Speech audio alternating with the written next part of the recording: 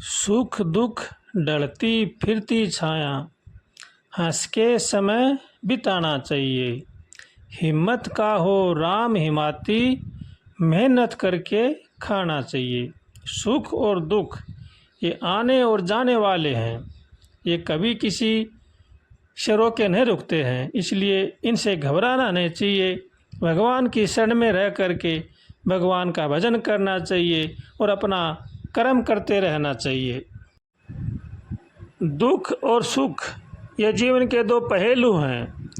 ये तो हर जीव के साथ लगे हुए हैं, कभी किसी के साथ कभी किसी के साथ, कभी किसी को दुख कभी किसी को सुख।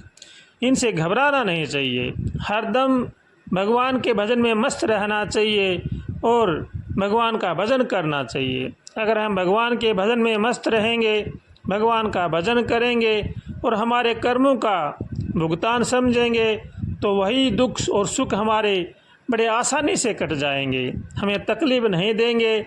अगर हम उन्हीं दुखों से घबराएंगे, रोएंगे, चिल्लाएंगे तो वही हमारे लिए बड़ी विपत्ति बन जाएगी। इसलिए हरदम सचेत, सावधान और सतर्क रह करके अच्छे कर्म करना चाहिए और भगवान की शरण में रह करके भगवान का भजन करना चाहिए।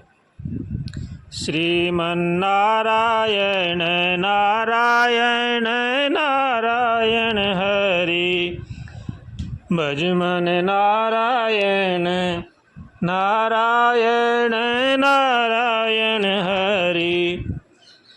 श्रीमन्नारायण नारायण नारायण हरि, भज मन नारायण नारायण नारायण हरि।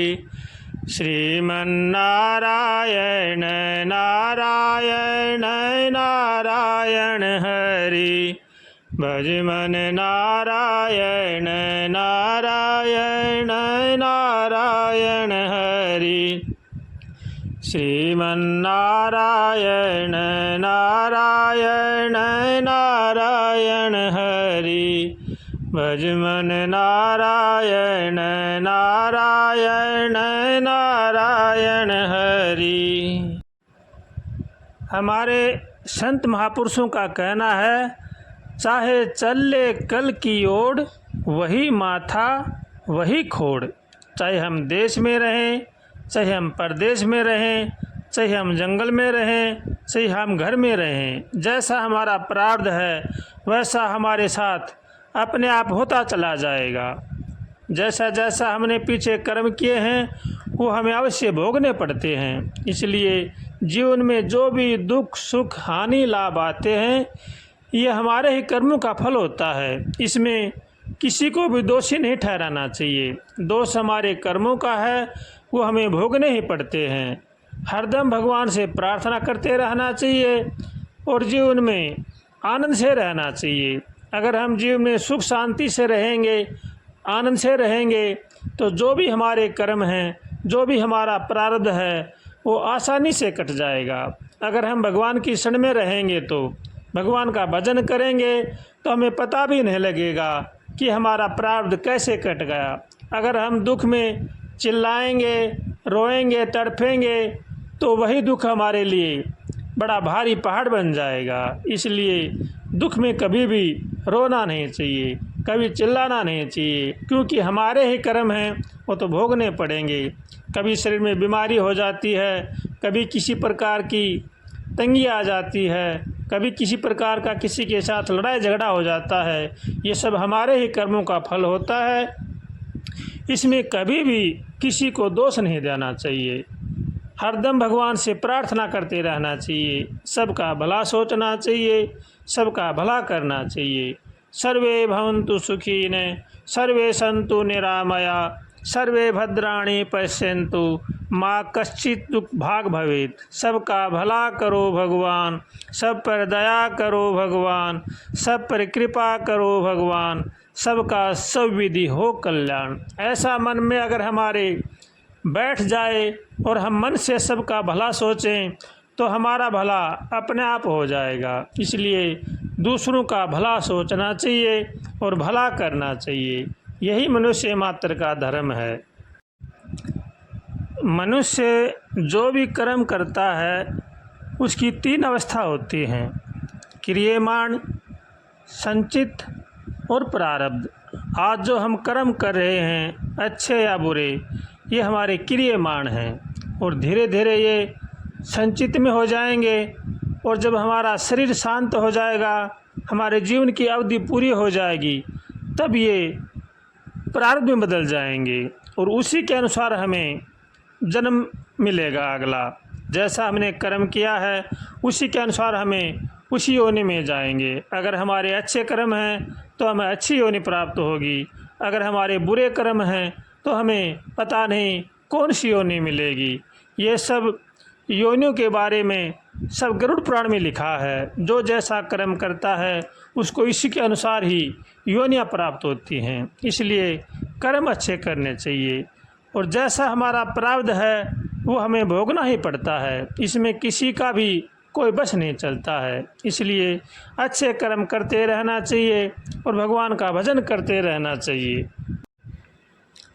जो कछु लिखा ललाट में, सुख दुख देहि संग, भोगते गो जहाँ जाएगो, ये सिद्धांत अभंग।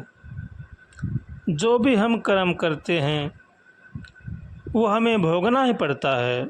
जैसा हमारे भाग्य में लिखा है दुख सुख, वो हमें जहाँ भी रहें जहाँ भी जाएं वो हमें भोगने ही पड़ते हैं। इसलिए मनुष्य को चाहिए कि वो अच्छे कर्म करे और भगवान की शरण में रह करके भगवान का भजन करें। अगर हम जीवन में सुख शांति चाहते हैं, हमारे जीवन को सफल बनाना चाहते हैं, तो हमें चाहिए कि सत्कर्म करें। हमारे संत महापुरुष भी कहते हैं कि देह धरे का दंड है, सब काहू को होय, ज्ञानी काटे ज्ञान से और मूर्ख काटे रोय। जैसा हमारा प्रारब्ध होता है वैसा ही हमें शरीर मिलता है। शरीर हमें कर्मों के अनुसार मिलता है। भगवान ने 84 लाख योनियाँ बनाई हैं, सब भोग योनियाँ हैं। जैसा जैसा जिसका कर्म होता है वैसा वैसा उसके साथ अपने आप होता चला जाता है। न कोई किसी को दुख देता है, न कोई किसी को सुख देता है। सब दुख और सुख अपने कर्मों के भोग हैं, ये भोगने ही पड़ते हैं। इसलिए दुख में कभी तड़पना नहीं चाहिए और सुख में कभी फूलना नहीं चाहिए। जो भी हमें मिलता है हमारे कर्मों से मिलता है।